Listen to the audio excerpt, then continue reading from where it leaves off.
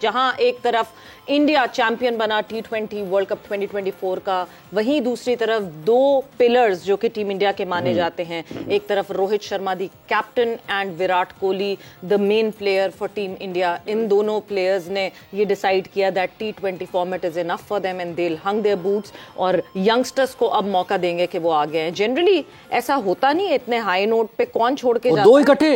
Exactly मतलब विराट कोहली ये कहते हैं मैंने तो विनिंग नॉक मैंने खेला है, तो मैं तो अभी कोई 2-3 साल और गुजार लूंगा। बट यस, उसके हवाले से बात करेंगे और इंट्रोड्यूस कराते हैं हमारे मेहमानों को। तो हमारे साथ मौजूद हैं सुहेल तनवीर एंड उमर फारूक कॉल्सन। अस्सलाम वालेकुम and welcome to the show. वालेकुम सलाम। तो सबसे पहले तो एटलीस्ट जिस तरह का हम फाइनल एक्सपेक्ट कर रहे थे, फाइनल उसी का हुआ। नर्व रैकिंग फाइनल, एक तरह से पेंडुलम की तरह इधर से उधर घूम रहा था और फिर साउथ अफ्रीका एक डेफिनेट विनर लग रहा था and eventually those last 3 overs turn around the match in the favor for India। देखिए ऑब्वियसली वो कल भी अब्दुल्ला दीवाने वाली बात हुई थी, तो हम जितने भी दीवाने अब्दुल्ला थे उनके लिए अच्छी चीज ये हुई कि मैच बहुत अच्छा हुआ। रिगार्डलेस कि हमें रिजल्ट से तो उतना फर्क नहीं पड़ता कि कौन जीता कौन हारा। हम बेसिकली चाह रहे थे कि एक अच्छा मैच देखने को मिले। सेमीफाइनल्स इतने अच्छे नहीं हुए तो वो पैसे पूरे हुए। जितने भी देखने वाले थे पूरी दुनिया में, जितने भी क्रिकेट लवर्स थे, क्रिकेट फैंस थे, सबको एक बड़ा एंटरटेनिंग और एक फाइनल जिस तरीके से होना चाहिए वैसा फाइनल हुआ।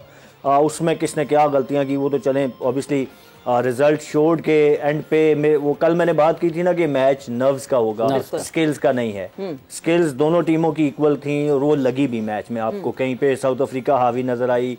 शुरू में साउथ अफ्रीका ने बॉलिंग में उनको पकड़ा, पहले 2 ओवर में इंडिया जैसे स्टार्ट लिया वो लग रहा था कि अब आज जो है बड़ा स्कोर करने में कामयाब होंगे। फिर साउथ अफ्रीका ने अच्छा पुल बैक किया। अगेन इंडिया ने एक कंपेटिटिव मोर देन मैं कहूंगा कि 5 स्कोर से ज्यादा रन उन्होंने ऑन बोर्ड कर दिए। फिर साउथ अफ्रीका मैच में वापस आया। जिस तरीके से बैटिंग उन्होंने 2 विकेटें गिराने के बाद, जब जिस तरीके से मेरे ख्याल में स्टब्स ने बैटिंग की थ्रू आउट द टूर्नामेंट, वो एक उनकी बैटिंग में आप कह सकते हैं कि ऐसा एक लिंक था जिसने शाइन नहीं किया हुआ था।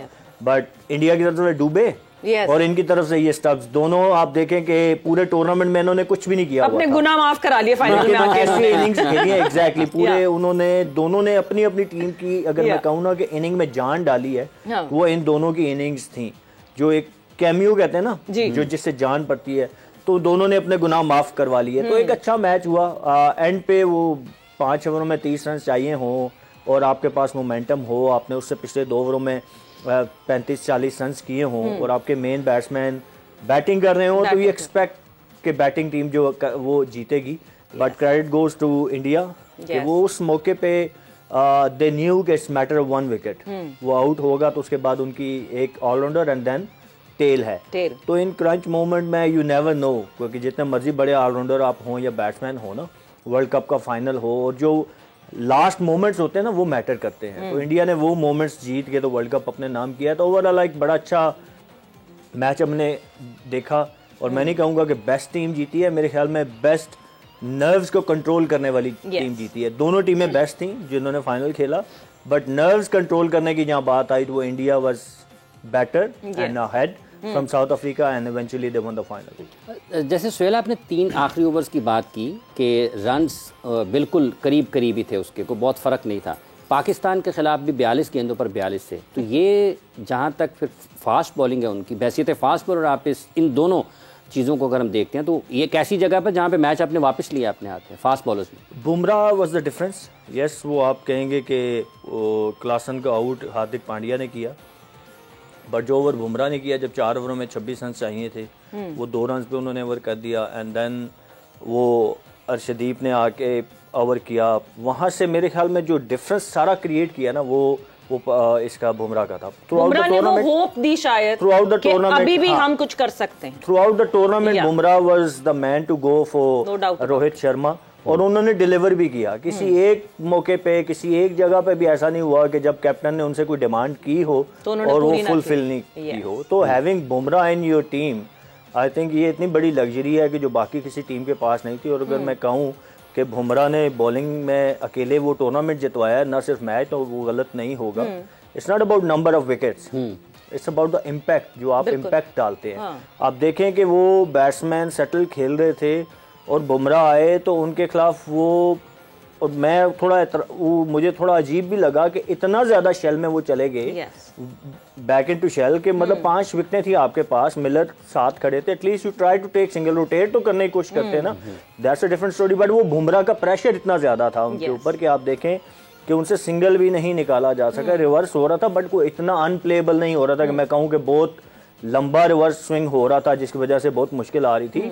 It was about skills, Bumrah की स्किल्स जो है वो डिफरेंट थी बाकी बॉलर से, और जब बुमराह ने डिलीवर किया तो आपको एक होप मिल गई।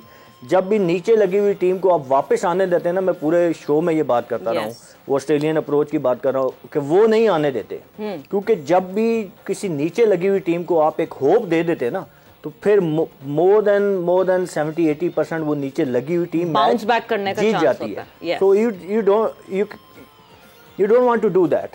You cannot do that. जब आप वो करते हैं तो वही हुआ रिजल्ट। आपने देखा कि वो कहाँ रन बॉल था तो आखिरी ओवर में 16 रन चाहिए। वैसे बिल्कुल ये वैसे बहुत सही एक कहावत है that batters win you matches and bowlers win you tournaments.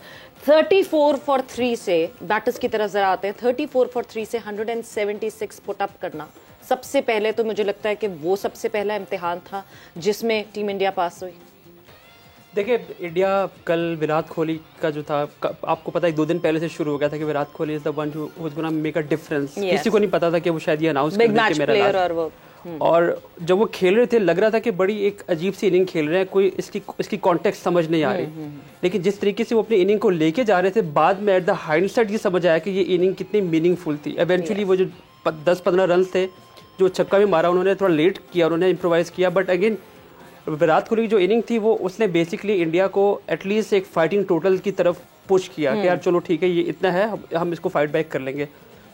अब मैं थोड़ा सा पीछे जाऊंगा, जो आपने बात की, मुझे सबसे बड़ी खुशी ये है कि 2 बेस्ट टीम इस टूर्नामेंट, क्योंकि जब आप 20 टीम्स टूर्नामेंट की बात करते हैं तो किसी ना किसी टीम का एक तुक्का लग जाता है, किसी ना किसी टीम को एक एडवांटेज मिल जाता है। लेकिन बेस्ट टीम जो थी वो कल 2 खेली थी, और बेस्ट टीम जब खेल रही होती है तो छोटे छोटे मार्जिन होते हैं जहाँ पे आप एक गेम को अपने आप की फेवर में कर पाते हो। तो आई थिंक वो जो कल डिफरेंस था बुमराह ने तो किया, लेकिन उससे पहले जो उन्होंने जो ब्रेक एक हम जो बात कर रहे थे पहले हम बात कर रहे थे जो पांड्या को ओवर दिया, आई थिंक पांड्या का ओवर वो था सेटअप, कि वो सेटअप था बेसिकली जो उन्होंने गेम को वापस पुल बैक किया। और T20 फॉर्मेट में जब हम 30 ओवर 30 की बात करते हैं, आमतौर पे इतने कम रन होते हैं कि ये 2 ओवर में क्या 1 ओवर में बन जाते हैं, तो इसलिए कोई इतना मेजर।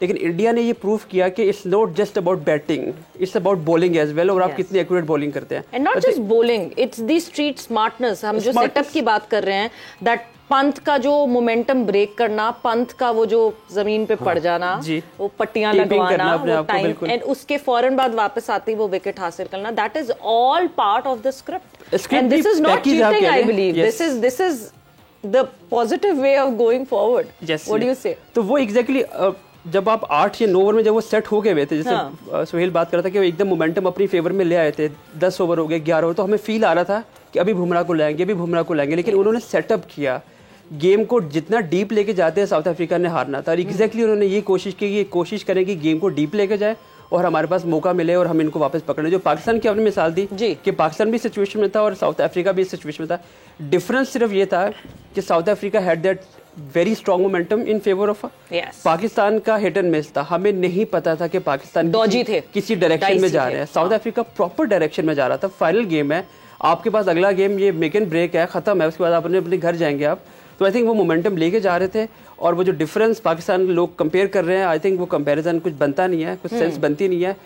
ओवरऑल खुशी इस चीज़ की कि वन साइडेड गेम नहीं हुआ, बिकॉज बहुत ज़्यादा क्रिटिसिज्म मिला कि इंडिया को बहुत सी फेवर्स दी गई, ये किया गया, वो किया गया, बट एक बहुत ही कांटेदार मुकाबला हुआ। और इंडिया ने अगर गेम जीता है तो अपने बलबूते पे जीता है, उन्होंने ग्राउंड में जीता है, जिस तरीके से बुमराह ने किया, जिस तरीके से पांड्या ने किया, सूर्या का कैच वो भी कंट्रोवर्सी क्रिएट हुई है, बनाया हुआ है वैसे। वो भी हम जरा गौर से देखेंगे, हम भी जरा फोकस करके यहाँ पे देखने की कोशिश करेंगे, बट इवेंचुअली टीम इंडिया जो है वो चैंपियन बन चुकी